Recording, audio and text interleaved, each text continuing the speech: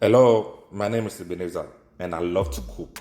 So welcome to the Food-Based Network, your ultimate destination for mouth-watering delight. Join us on a delectable adventure as we uncover irresistible recipes, share cooking tips, and explore the world of flavors. Get ready to elevate your kitchen skills and satisfy your food cravings. So click on the subscribe button below and let's indulge in the world of food magic. I'm ready. If you're ready, let's get cooking.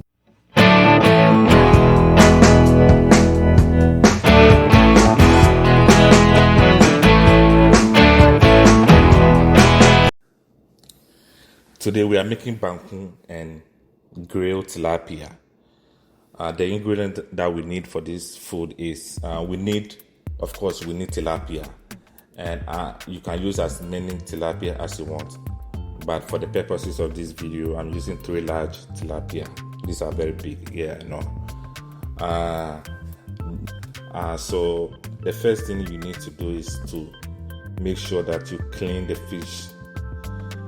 Some people like their tilapia with the scales, fins, and the gills, but I don't care. If you like it like that, make it like that. But for me, I'm taking the fins and the scales off. So make sure that you wash it well. You can use salt and lime to wash it.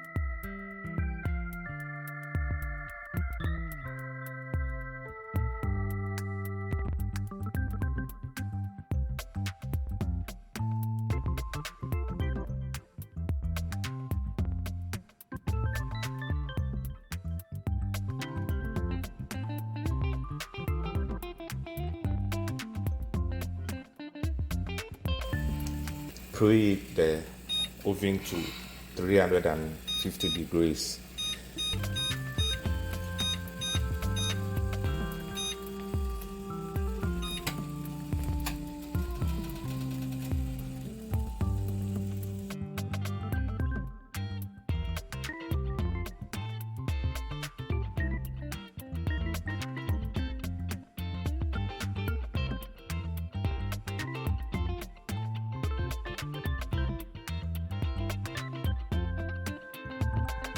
So you take some of the green sauce and then you brush it on every part of the fish.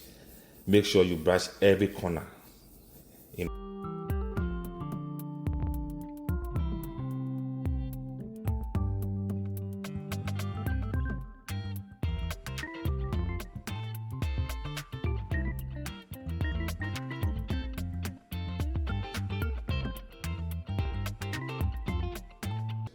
Once you are done with everything, you can cover and then set it aside.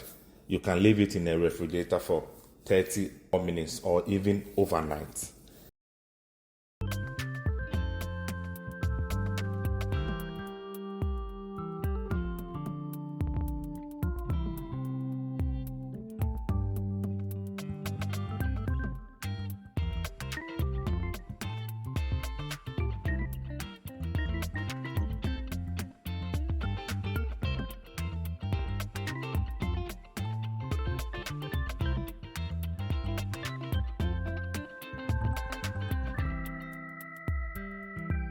Then I put water in a tray.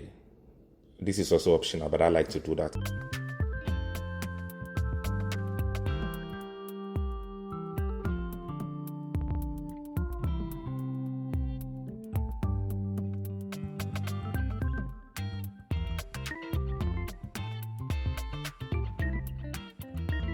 So once you are done, then you put the tilapia in the oven. You do that for 15 minutes. So after 15 minutes, you take it back and then you flip to the other side. And then if you have some of the green marinade left, you try and brush it on the other side, and then put it back in the oven for an additional 10 minutes. Your tilapia is ready.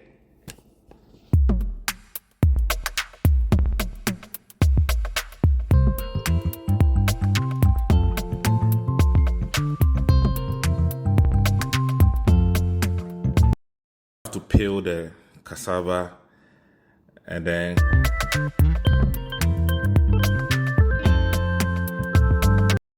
cut them into smaller sizes. Then you blend them.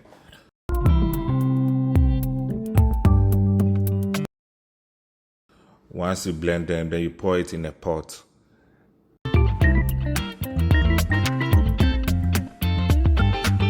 And then, as you see that I'm pouring some of the Banku mix in a pot.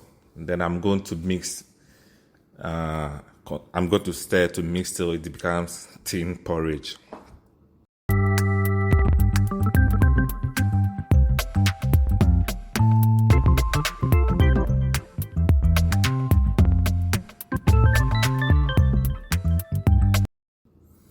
Then once I like the consistency, I'm going to add a little salt to its taste.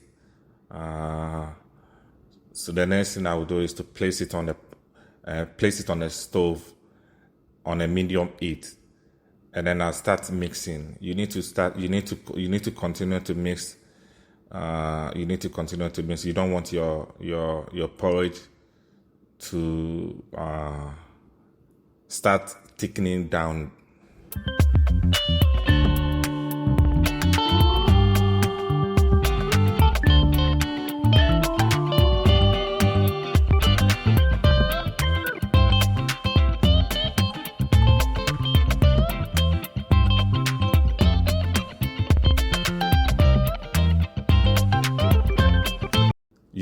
You start to knead the Banku. You knead the Banku because you don't want no lumps in your Banku.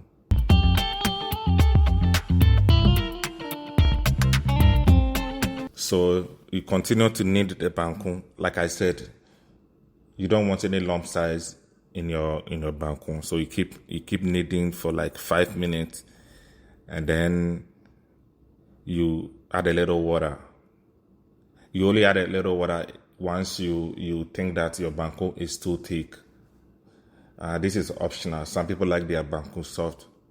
Me, I like my Banku thick. So you can go on, add a little water, stir it, and then cover it to cook for some 2 or 1 minute. Then you come back, then you start to knead it. You continue to knead for as long as you want to make sure that your Banku is fully cooked. So once you see that the texture and the color of the Banku is changing, you know that your Banku is ready.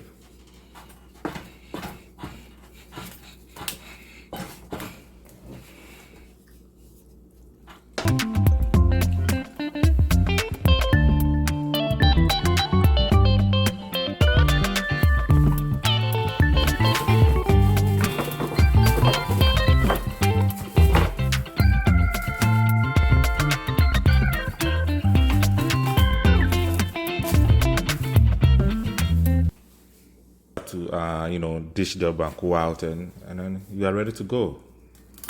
Like you see me, I'm ready to, like you see what I'm doing. I'm dishing the Banku right now.